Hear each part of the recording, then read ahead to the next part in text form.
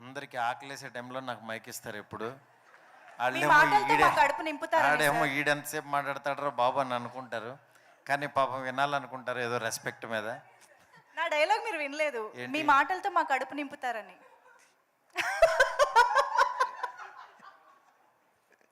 వేసా Manjusha. Sir please.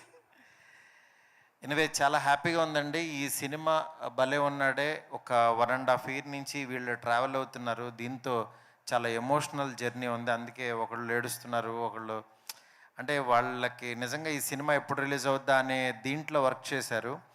ఆ, ఈ సినిమాతో ఒక కొత్త టీము నిజంగా స్క్రీన్ మీదకి రావడం చాలా హ్యాపీగా ఉంది. అందులో శివసాయి ఒక డైరెక్టర్గా, అలాగే హీరోయిన్ మనీషా, కిరణ్ గారు ప్రొడ్యూసర్గా ఒక కొత్త టీం పరిచయం అవుతున్నారు. డెఫినెట్గా ఈ సినిమా డిసప్పాయింట్ చేయదు.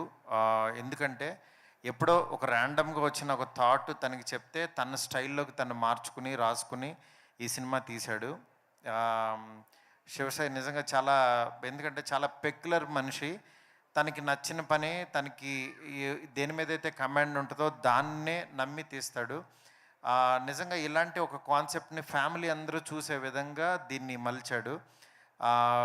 ఈ సినిమాని ఫస్ట్ ఆదిత్య మ్యూజిక్ వాళ్ళు వచ్చి మా మీద నమ్మకంతో ఈ సినిమా తీసుకున్నారు. నిరంజన్ గారు, ఆదిత్య మ్యూజిక్.